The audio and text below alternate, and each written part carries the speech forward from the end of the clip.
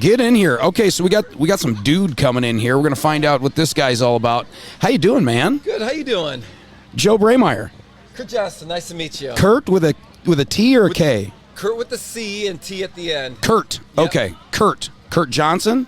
Johnston with the T. Kurt Johnston with a T. With the T. What do you do here?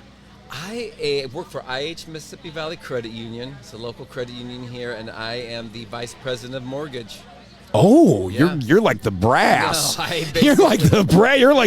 You're like the guy that's like, good morning, Mr. Johnston. How are you today? My job is to get out of everyone's way and put out a fire here and there when needed, but for the most part, yeah, the LOs, loan officers do the hard work. I just kind of sit there and smile for the camera, I guess, when needed. Well, that's not something you just fall into. You've been at it for a while then. Yeah. How long you been lending money? I've been lending money since 1998. I'm an old man. Oh, Yeah. wow. In the way back. Way back. And I started off, it's not even around anymore. I started off in subprime lending back in the, I worked for Wells Fargo Financial. So back in the... Get in nice and close here and Yeah, tell me, sorry. what is subprime lending? So subprime is people you can't qualify for your conventional conforming, so your credit score might be a little bit lower. Okay. So they don't really even have it around that much anymore. No, that was borderline probably loan sharking at the time. It was. I like to say we did it right though. As those Yes, other companies yes. that didn't. The other guys were breaking thumbs down at the docks, but you guys were keeping it above board. Yeah, my sales pitch on it is our job was to take someone who's had a problem, solve that, maybe pay off some credit cards, get them back, get their credit score up, and then we send them to the bank, the Wells Fargo bank or that. So it happened. Not as many, usually it's 30% of the time it would happen, but that was the goal. In subprime world, that's how it should be. Now, did they get taken advantage by other companies? For sure. And that's why you don't really have any out there anymore. So now you're the VP. Who were we just talking to that she was the... Shelley. probably. Shelley, yeah, Shelley. What a nice lady. Yeah, our cross of path. We talk to each other a lot. Being in the different settings, and Maggie, who you're going to have up here next. Hi, Maggie. How you doing? We sit there and we talk and throw ideas like, "Hey, what about this?" So yeah, we have a good relationship. I mean, we're competitors. I want to beat every single one of them, but at the same time, we work. Oh, well you're together. Yeah, okay. So you guys are both partners with Mel Foster, but you guys are... Correct. You guys are... We're the lenders. You guys are competing on who, we can give you a better deal on this money than the other person Well, can. Shelley and Maggie are great people, but you don't want to go with them. You want to go with Ira. Well, there you go. Well, I won't get in the middle of all of that. Yeah, boy, oh boy, I'll get. You both will rip my arms off. Yeah. Well, this is kind of fun. What does a Kurt Johnston do when he's not sitting in the office with his suspenders on? Right. I was actually on the podcast a week ago from today. I like to do ultra running. So the big thing, I do 100-mile races. You do the overnights. Yeah. I got a buddy that does that stuff. Is he a weirdo too? I You mean, probably gotta be a know little him. bit weird. All you psychopaths probably run in the same little group. His name's Eric Davis.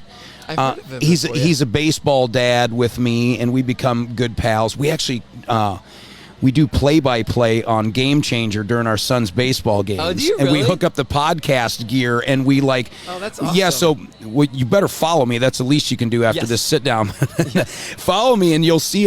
So what we'll do is, are you familiar with Game Changer? It's like a live streaming app. Yep. So grandma can watch the games, game yep. when she can't make it to the game. Well, it's pretty much structured where it's just a bunch of ambient noise and the phone is on the fence and you just watch the game and you try to squint and decipher what's going on. Well, I was sitting there with Eric, who's another psycho long distance runner like you, and I was like, "Hey man, do you want to just do some play-by-play with me, and I'll just bring in the gear?" And so we just sit there and have a conversation throughout the whole game. That would be awesome. While the game's going, and we'll say any notable things that happen, but usually it's like ball, walk, ball, hit by pitch, ball. So it kind of breaks it up, and it's a lot of fun. And anyway, so we were talking about that. How many of those have you done before?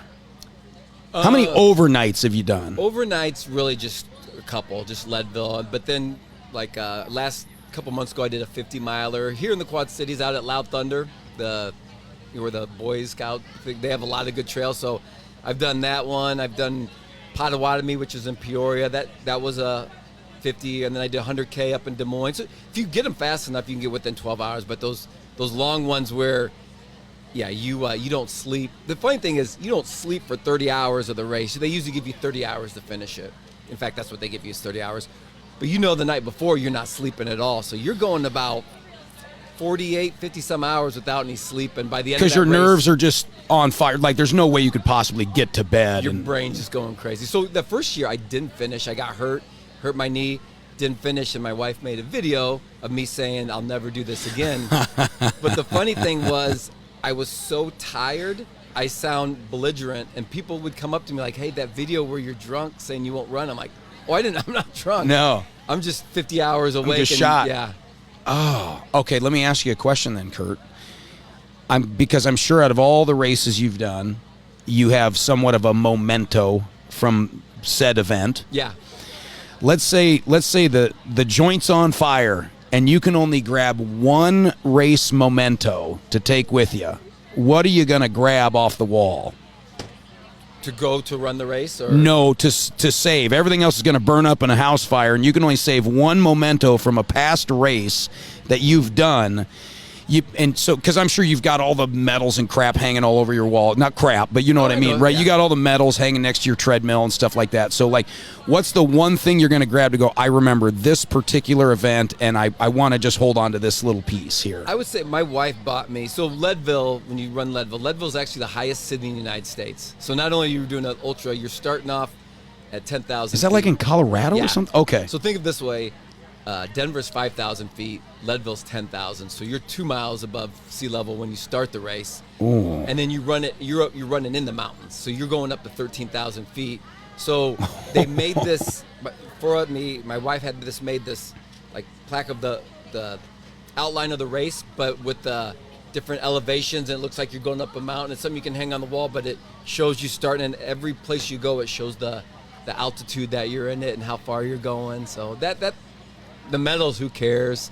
But that's kind of cool. That's neat. Because not too many like the other ones, you're running, and that's tough. But when you're going up 13,000 feet, and it's 70 degrees on the bottom, but you're just like 40 degrees up top because it's gotten so cold. Because you're getting above the tree line. Wow. Think of it this way: you're getting above the tree line where there's not enough oxygen for trees to grow, and you're going up above that. So yeah, in a race, that's 50 miles into the race. You got to do that. So, Kurt, I hope you see me out and about again. Yeah. Like, and if you do, and you see me in a tent or something, come on and put the headphones on. I want to like talk to you for like a while, but we've got like a whole backlog of people all of a sudden. I'm like, man, I don't know, how late is this food truck thing going to go? I don't know if I'm going to be able to get through all these people, but you seem like an interesting dude. You don't seem like some stuffy banker. I'm just making sure I didn't cuss on this. No, you didn't. Nope, you didn't. You did great, man. Hey, nice to meet you. I'm sure we'll see you around. So yeah, make sure you say hi to me when you see you around, and give me a follow, Joe Brammeier. Yeah. Awesome. Yeah, and don't be stingy with the likes either. All right. Thank you so much, Joe. All right, thanks, Kurt. We'll talk to you later, man.